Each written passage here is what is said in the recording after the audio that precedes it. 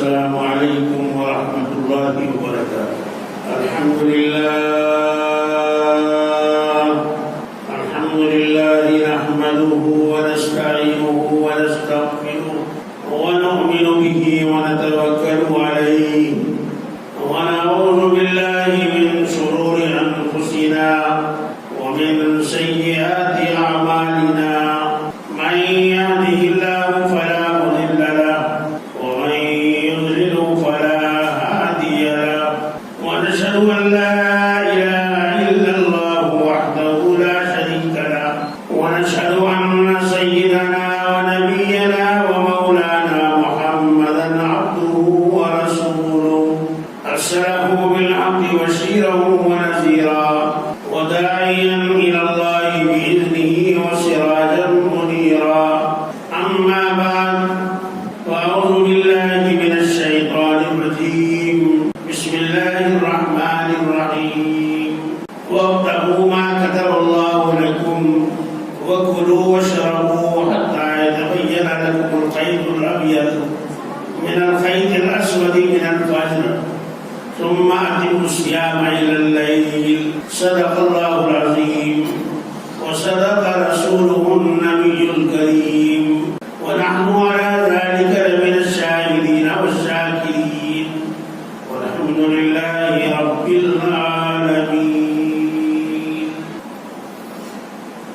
بزرگان محترم، نوجوانان اسلام، پردہ کی خواتین، رمضان شروع ہوا اور پہلا عشرہ ختم ہونے والا ہے، جس کے تعلق سے میرے اور آپ کے آقا نے ارشاد فرمایا کہ پہلا عشرہ رحمت ہے اور دوسرا عشرہ گناہوں سے چھٹکارا اور تیسرا عشرہ مغفرت کا ہے۔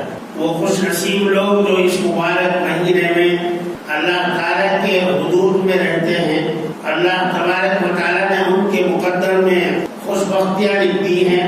یقیناً یہ ہر مومن اور مسلمان کے لیے نہ صرف دنیا میں بلکہ راحت آسمانی یعنی آخرت کا سامان بھی ہے، دنیاوی راحت کے علاوہ آخرت کی راحت بھی ہے۔ روزے کا مقصد صرف اور صرف یہ کہ انسان متقی بن جائے، پرہیزگار بن جائے۔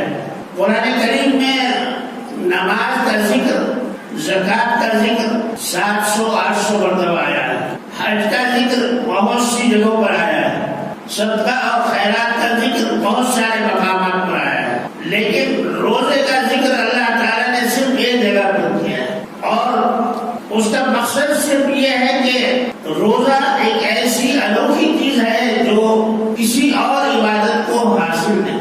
آدمی نماز پڑھتا ہے، فرشتہ اس کو لکھ دیتا ہے، صدقہ اور خیرات کرتا ہے، فرشتہ اس کا ثواب لکھ دیتا ہے، کسی کے ساتھ کوئی اچھا حسن سلوک کر دیا تو فرشتہ اس کو لکھ دیتا ہے، حج کر لیا فرشتہ اس کا ثواب لکھ دیتا ہے۔ لیکن اللہ تعالیٰ فرماتے ہیں روزے کا ثواب میں لکھتا ہوں، میں اپنے دستخط قدرت سے لکھتا ہوں، اور روزہ میرے لیے ہے اور میں ہی اس کی جزا ہوں، یعنی میں اس کا بدلہ ہوں۔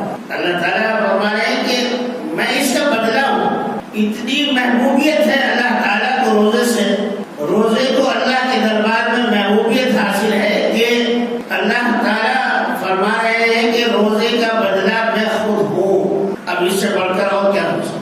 چونکہ روزہ جب آدمی رکھتا ہے تو اللہ تعالیٰ کی ایک صفت کو قبول کر لیتا ہے، وہ صفت ہے کھانا اور پینا بند کرنا۔ اللہ تعالیٰ کھانے اور پینے سے بالکل پاک ہے، ان کو کبھی کھانے اور پینے کی حاجت نہیں، وہ کبھی بیمار نہیں ہوتے، کبھی اونگ نہیں آتی، کبھی جو ہے ان کی قدرت میں اور ان کے کارخانے میں کسی طرح کا کوئی دوسری ذات نہیں جو اس میں مداخلت کر دے۔ اور انسان جتنا کم کھاتا ہے اتنا کم بیمار ہوتا ہے، اور جتنا زیادہ کھاتا ہے اتنا زیادہ بیمار ہوتا ہے۔ آدمی کبھی کم کھانے سے بیمار نہیں ہوتا، زیادہ کھانے سے بیمار ہوتا ہے۔ اسی لیے جہاں روزے کا مقصد یہ ہے کہ انسان متقی اور پرہیزگار بن جائے، وہاں یہ مقصد بھی ہے کہ انسان کی اپنی باڈی، اس کا جسم اور اس کا ہاتھ اور پاؤں، اس کے آنکھ، کان، ناک اور جتنے اندر اور باہر کے پارٹس ہیں سب دھل جائے، پاک اور صاف ہو جائے۔ میرے بھائیوں، رمضان المبارک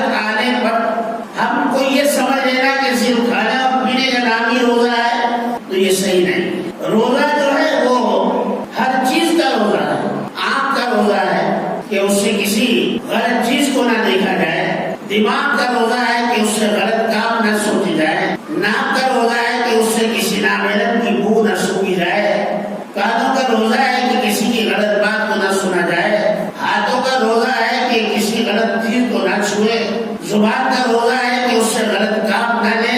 روزے کی حالت میں ہر چیز کا روزہ ہے۔ دل کا بھی روزہ ہے کہ اس سے جو ہے غلط باتیں نہ سنی جائیں، خیالات اور وسوسوں کو دور رکھا جائے، تب جا کر یہ روزہ کامل ہوتا ہے۔ ورنہ دوسرے جیسے اور مذاہب کے لوگ ہیں کہ وہ برت رکھتے ہیں، اور ان کے یہاں برت بھی کیسا ہوگا؟ فروٹ کھاتے ہیں، اناج نہیں کھاتے، یہ روزہ ہے۔ اور کوئی لوگ جو ہیں فروٹ کھاتے ہیں، پانی نہیں پیتے، کوئی پانی پیتے ہیں لیکن فروٹ نہیں کھاتے۔ مطلب یہ ہے کہ روزہ ان کا برائے نام ہے۔ اور حضور علیہ السلام نے ارشاد فرمایا کہ روزہ اللہ تعالیٰ کی کا قرب عطا کرتا ہے اور اس کی رحمتوں کے نزول ہونے کا ایک بڑا ذریعہ ہے۔ نبی کریم صلی اللہ تعالیٰ علیہ وسلم بھی عامت المسلمین کی طرح روزہ رکھتے۔ کیسے؟ اپنے پر دوسروں کو مقدم رکھتے۔ یہ تو آج ہو ہی نہیں سکتا ہے میرے بھائیوں، نہ میں کر سکتا ہوں نہ آپ کر سکتے۔ یہ تو میرے آقا کی سنت اور میرے آقا کی فطرت تھی کہ خود بھوکے رہتے اور دوسروں کو کھلاتے۔ حضور علیہ السلام نے اپنے عمل سے یہ ثابت کر دیا کہ میرے نبی جو ہیں وہ ایک ایسی ہستی ہے کہ جن کا دوسرا کوئی ثابت نہیں ہے۔ حضور علیہ السلام روزہ رکھتے تھے۔ ایک بار روزہ رکھنے کے لیے گھر میں کوئی چیز نہیں، شہد کرنے کی، اور پیٹ میں جو ہے بھوک کی وجہ سے تکلیف۔ میرے اور آپ کے آقا قربان جائیے پہلو بدلتے تھے، کبھی ادھر کبھی ادھر۔ اما عائشہ نے پوچھا میرے آقا کیا بات، کیوں اتنے بےتاب ہیں؟ فرمایا عائشہ بھوک نے بےتاب ہے۔ حالانکہ اس سے دوسرے دن، اس سے پہلے جو ہے اتنا مال آیا سارا آپ نے لوگوں میں تقسیم کر دیا، آپ نے بھی چھوڑا ہی نہیں۔ میرے اور آپ کے آقا کا جو فاقہ تھا وہ اختیاری تھا، وہ جان بوجھ کر فاقہ کرتے تھے تاکہ امت کو سکھا دے کہ کس طرح سے روزہ ہوتا ہے، کس طرح سے زندگی ہوتی ہے۔ آدمی بغیر کھائے پیے بھی زندہ رہ سکتا ہے۔ حضور اکرم صلی اللہ علیہ وسلم کے زمانے میں روزہ افطار کرتے وقت ایک آدمی کو اونچی جگہ پر کھڑا کر دیا جاتا، اب وہ وہاں سورج ڈوبنے کو دیکھتا رہتا تھا۔ جب سورج ڈوبتا تو وہ وہاں سے آواز لگا کر کہتا کہ اب افطار کا وقت ہو گیا ہے۔ یہی گھڑی تھی اور یہی وہاں کا شہری کا اور افطار کا وقت تھا۔ آج تو آقا کی امت کے ہر شخص کی جیب میں گھڑی پڑی ہے، وہ دیکھ سکتا ہے بادل ہو، گرج ہو، بجلی ہو، چمک ہو، کچھ بھی ہو، لیکن آدمی کو معلوم ہو جاتا ہے وقت اتنا ہو گیا ہے۔ میرے آقا کے زمانے میں یہ سہولت نہیں تھی۔ اور پھر یہ کہ اتنی کٹر گرمی اور اتنی سخت ترین گرمی میں روزہ، یہ ان حضرات کا ہی خاص ہے۔ انہوں نے 2 کھجور کھا کر پورا دن روزہ رکھا، اور ہم 70 نعمتیں کھا کر بھی اللہ تعالیٰ کے شکر گزار نہیں۔ ہم یہ سوچتے رہتے ہیں کہ کسی طرح سے جو ہے کہیں نہ کہیں سے معنی مل جائے تاکہ عمل میں آسانی ہو۔ حضور علیہ السلام ایک مرتبہ شہری فرما رہے ہیں، حضرت بلال حاضر ہوئے، عرض کہ یا رسول اللہ صلی اللہ علیہ وسلم میرے ماں باپ آپ پر قربان ہوں، بس شہری کا وقت ختم ہو گیا ہے۔ جب آدمی کسی بڑے آدمی کے پاس رہنے لگتا ہے تو تھوڑی سی مساوات بھی ہو جاتی ہے، بے تکلفی بھی ہو جاتی ہے۔ تو آقا سے کہا حضرت بلال نے، میرے آقا اب شہری ختم کر دیں، اس لیے کہ وقت نہیں ہے، اذان دینے کے لیے چلے گئے۔ پھر خیال آیا ایسا نہ ہو کہ آقا پھر کھا رہے ہوں، پھر واپس آئے تو دیکھا پھر کھا رہے ہیں۔ عرض کیا میرے آقا اب بالکل وقت ختم ہو گیا ہے، اب بالکل آپ نہ کھائیں۔ تو اس وسلم نے اپنے ہاتھ روک دیے اور میں بلال اگر تم مجھے کھانے دیتے اور جتنی دیر میں کھاتا رہتا اللہ تعالیٰ صبح کو اتنی پیچھا کر دیتے، اتنی پیچھے کرتے، جب تک میں کھانے سے فارغ نہ ہوتا اس وقت تک جو ہے سہری ہی رہتی، اس وقت تک صبح نہیں ہوتی تھی، لیکن تم نے روک دیا اس لیے اب صبح ہو گئے۔ حضور اکرم صلی اللہ تعالیٰ علیہ وسلم کے عجیب و غریب معجزات ہیں۔ جہاں آپ نے سوکھی روٹی کھا کر آپ نے روزہ رکھا، وہیں جب کچھ اچھا پکتا تھا تو خوب کھاتے بھی تھے۔ ہم لوگ یہ سوچتے ہیں کہ ہمارے آقا کھاتے پیتے نہیں تھے، ایسا نہیں، بلکہ آقا دوسروں پر ترجیح دیتے، جب سب کے لیے ہو جاتا تو پھر خود کھاتے۔ ایک مرتبہ حضرت عبید بن جراح رضی اللہ تعالی عنہ دیر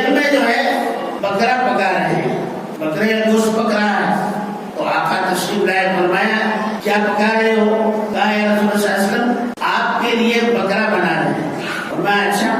جب پک کر تیار ہوا تو فرمایا کہ عبید اس میں سے مجھے بازو کا گوشت دو، یہ سامنے والے جو پیر ہوتے ہیں تو بازو کہتے ہیں، انہوں نے اس میں سے نکال کر دیا اور آقا نے جو ہے دونوں ہاتھوں سے ایسا لیا اور خوب کھایا۔ ہم لوگ یہ سوچتے ہیں کہ بھائی کھانے کا طریقہ وہی ہے 24 گھنٹے، نہیں، ایسا نہیں۔ کبھی یہ بھی طریقہ ہوتا ہے کہ دسترخوان بچھایا جاتا ہے، کبھی یہ بھی طریقہ ہوتا ہے کہ بغیر دسترخوان کی کھایا جاتا ہے، کبھی ایسا ہوتا ہے کہ پلیٹ پہ کھایا جاتا ہے، اور کبھی ایسا ہوتا ہے بغیر پلیٹ کے بھی کھایا جاتا ہے، لیکن رزق کی بے حرمتی نہیں ہونی چاہیے۔ تو حضور علیہ السلام نے عبید بن جراح سے فرمایا لاؤ ایک بازو نکال کر دو۔ عبید بن جراح نے ایک بازو نکال کر دیا اور آپ صلی اللہ علیہ وسلم نے اپنے دونوں دانتوں سے، اپنے دانتوں مبارک سے، دانت مبارک سے، اپنے ٹہنے مبارک سے خوب اچھی طرح سے لے کر کھایا۔ جب ایک بازو کھا لیا تو فرمایا کہ عبید ایک اور بازو کو نکال، ایک اور دے دیا، پھر آپ نے وہ بھی کھایا، پھر فرمایا کہ ایک اور دو۔ اب یہاں پر جو ہے دیکھیے آپ، بازو تو دو ہی ہوتے ہیں، تین کہاں ہوتے ہیں؟ عبید بن جراح نے کہا یا رسول اللہ صلی اللہ علیہ وسلم میرے بابا آپ پر قربان، بازو تو ایک بکرے کو دو ہی ہوتے ہیں، تیسرا کہاں سے لاؤں؟ فرمایا کہ عبید تم برتن میں ہاتھ ڈال کر دیتے رہتے، اگر تم منع نہ کرتے تو یہ اس میں سے آتے رہتے، بازو ختم نہیں ہوتے تھے، لیکن تم نے کہہ دیا تو ختم ہو گیا۔ میرے آقا کھانے اور پینے اور پہننے میں کوئی کمی نہیں کرتے تھے۔ ایسا نہیں ہے کہ اسلام جو ہے خالص ایک ایسا مذہب ہے جس کو خشک مذہب کہا ہے، اسلام ایسا نہیں۔ رمضان مبارک کا مہینہ چل رہا ہے اور قرآن کا مہینہ بھی ہے۔ سیدنا عمر فاروق رضی اللہ تعالی عنہ نے سورہ بقرہ حفظ ختم کی، پورا قرآن نہیں بھائی، سورہ بقرہ 2.5 پاروں کی سورہ بقرہ حفظ مکمل فرمائی، تو اپنے دوستوں کی، جاننے والوں کی، رشتے داروں کی دعوت کی، ایک اونٹنی ذبح کی اور فرمایا کہ قرآن کے 2.5 پارے میں نے حفظ کیے ہیں، اس کی خوشی میں یہ دعوت ہے۔ آج بھی کوئی کرتا ہے؟ قرآن کی عظمت میرے آقا اور میرے آقا کے صحابہ جانتے ہیں۔ آج تو یہ سمجھتے ہیں کہ بھئی حافظ قرآن ہو گیا، اگر وہ نماز پڑھا رہا ہے تو چلو نماز پڑھانے کا بھی اسی سے لے لیں گے الٹا۔ حضور علیہ السلام نے قرآن کا مہینہ اس کو فرمایا، اور صدقات کا مہینہ، زکوٰۃ ادا کرنے کا مہینہ، اور لوگوں کے ساتھ نیکی اور بھلائی کرنے کا مہینہ۔ یہ مہینہ اپنے اندر بہت زیادہ کمالات رکھتا ہے، فرائض کو 70 درجے بڑھا دیا جاتا ہے اور سنتوں کا ثواب فرض کے برابر دیا جاتا ہے، اس سے بڑھ کر اور کیا ہے؟ تو حضور اکرم صلی اللہ تعالی علیہ وسلم روزہ رکھتے تھے لیکن پیٹ بھر کر نہیں کھاتے، فرماتے اگر پیٹ بھر کر کھا لیں گے تو پھر اس کا مزہ ختم ہو جائے گا۔ اور ہمارا ایمان تو ایسا ہے میرے بھائیوں، میں بھی شامل ہوں آپ کے ساتھ، ادھر تک یہاں تک نہ آ جائے جب تک سحری نہیں ہوتی، جتنا کم کھائیں گے، جب بھوک لگے گی اور پیاس لگے گی تو روزے کا مزہ آئے گا۔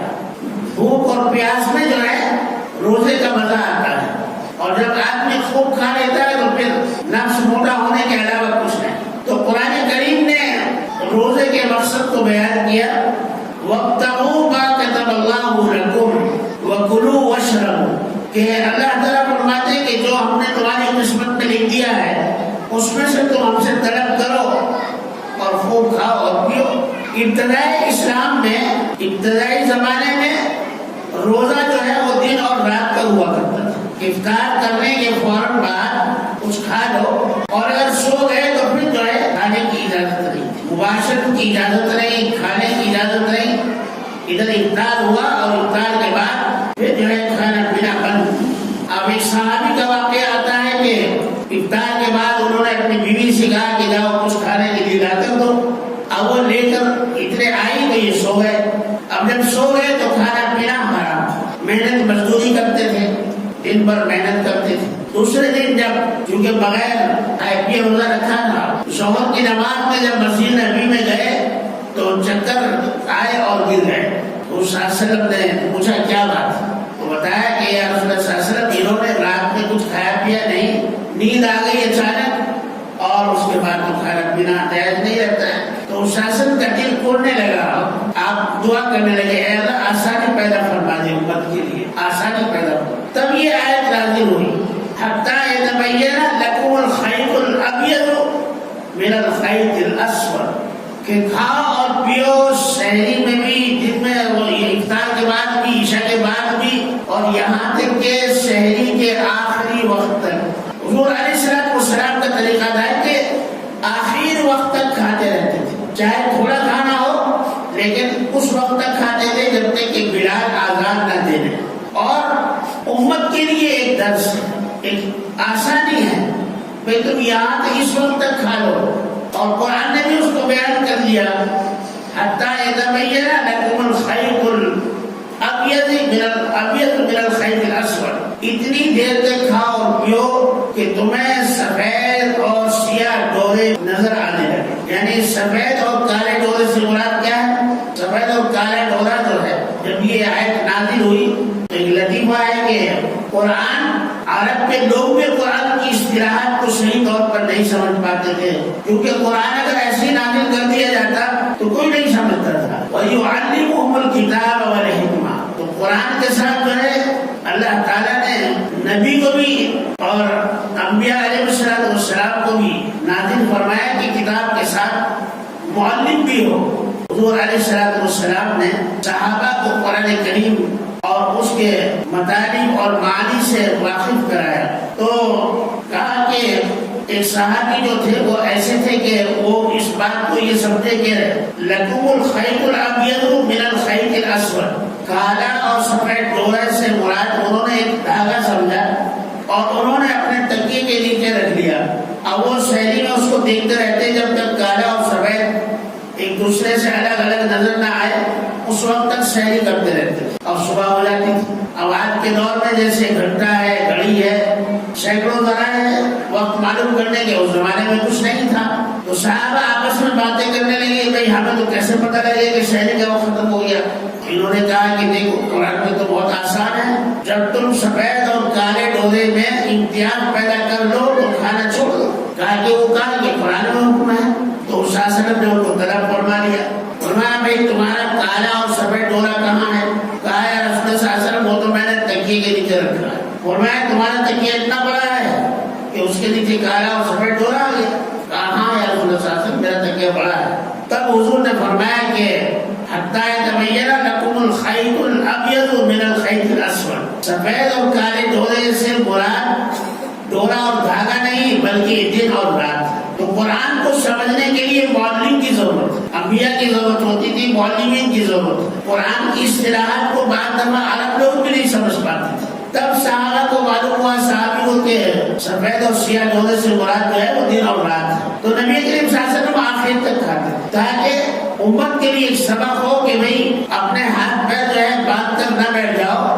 ہر آدمی کھانے اور پینے کی خواہش اور تمنا رکھتا ہے، تو ایسے میں آخری وقت تک کھا لے، لیکن حدود کو پار نہ کرے، حدود پار نہیں ہونی چاہیے۔ دوسرے یہ ہے کہ حضور نبی کریم صلی اللہ تعالی علیہ وسلم نے جو روزے کی روح ارشاد فرمائی ہے وہ یہ ہے کہ روزے کی حالت میں اپنے آپ کو محتاط کر دیں۔ ابھی ہمارے گھروں میں ہوتا کیا ہے، خاص طور سے عورتیں جو ہیں غیبت ضرور کرتی ہیں۔ جب چار عورتیں بیٹھ گئی تو اس پڑوسن کی، اس پڑوسن کی، اس کے رشتے دار کی، فلاں کی، تو چار پانچ عورتیں مل گئی تو سب کو ایک مارکیٹ بن جاتی ہے۔ اب ایسی حالت میں حضور نے فرمایا کہ غیبت سے روزہ پھٹ جاتا ہے، ختم ہو جاتا ہے، جھوٹ سے اور غیبت سے، چغل خوری سے روزہ بالکل ختم ہو جاتا ہے۔ ہماری عورتیں اس بارے میں جو ہے بہت زیادہ ان کو احتیاط چاہیے، اور مردوں کو بھی ان کو بتانا چاہیے کہ بھائی روزے کی حالت میں اگر کوئی گھر پر آ بھی جائے اور کسی بات کا ذکر ہو جائے تو کہہ دو کہ بس خاموش رہو، ہمارا روزہ ہے۔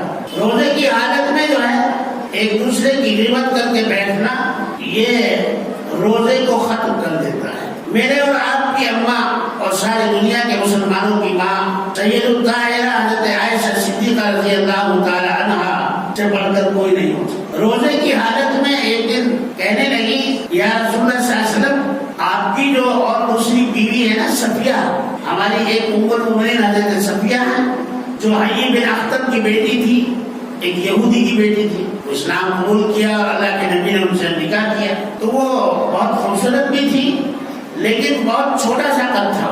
تو حضرت عائشہ صدیقہ رضی اللہ تعالی عنہا نے فرمایا یا رسول اللہ صلی اللہ علیہ وسلم صفیہ ایسی، یعنی یہ نہیں کہا کہ وہ پستہ قد ہے، گدی ہے، ایسا ہے، کہا یا رسول اللہ صلی اللہ علیہ وسلم صفیہ یعنی بہت چھوٹی ہے. اب یہ ان کے عیب کو بیان کر رہی گویا. تو حضور علیہ الصلوۃ والسلام نے ارشاد فرمایا عائشہ تم نے اتنی کڑوی بات اپنی زبان سے نکال دی کہ اگر اس کو سمندر میں ڈال دیا جائے تو سمندر کا پانی کڑوا ہو جائے. یہ تو میرے آقا کا معجزہ تھا. فرمایا تم نے روزے کی حالت میں گوشت کھا لیا. عرض کیا یا رسول اللہ صلی اللہ علیہ وسلم نہیں. فرمایا کہ نہیں، تم نے غیبت کی ہے، اور غیبت ایسا ہے لحم اخیہ میتا فکرہتموہ واتقوا. غیبت کرنا ایسا ہے جیسے مرے ہوئے بھائی کا گوشت کھایا. ایسی حالت میں اللہ سے ڈرنا چاہیے. تو حضور علیہ الصلوۃ والسلام نے پانی منگایا اور کلی کرنے کا حکم دیا اندر حلق ڈال کر، ڈبری ڈال کر. تو گوشت کے ٹکڑے نکلے آپ کے حضرت عائشہ کے حلق میں سے.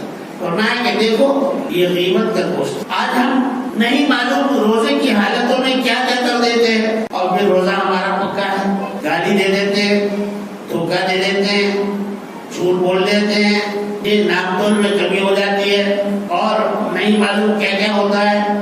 اس کے باوجود بھی روزے میں کوئی فرق نہیں آتا. میرے بھائیوں روزہ جو ہے بہت ہی مبارک چیز ہے. ارشاد فرمایا کہ اللہ تعالیٰ فرماتے ہیں کہ روزے دار کے منہ کی بدبو، میں تو منہ نہیں کہوں گا، اس کو بدبو کہوں گا، اس لیے کہ انسان کے منہ میں کانوں میں ہے کیا، بدبو کے علاوہ کچھ بھی نہیں ہے. بھائی اگر تھوڑی دیر نہ بولے سو جائے تو منہ میں بدبو ہو جائے، کان صاف نہ کرے تو یہاں میل آ جائے، ناک صاف نہ کرے تو اس میں میل آ جائے، آنکھوں کو صاف نہ کرے اس میں میل آ جائے، بدن کو صاف نہ کرے اس پر پسینے کی بدبو پیدا ہو جائے. یہ تو میرے رب کا، میرے اور آپ کے رب کا کرم ہے کہ اس نے ان سارے عیوب کے باوجود بندے کو فرمایا روزے دار کے منہ کی بو مجھے مشک اور عنبر سے بھی زیادہ محبوب ہے، پسندیدہ. اللہ تعالیٰ کا کتنا بڑا کرم ہے.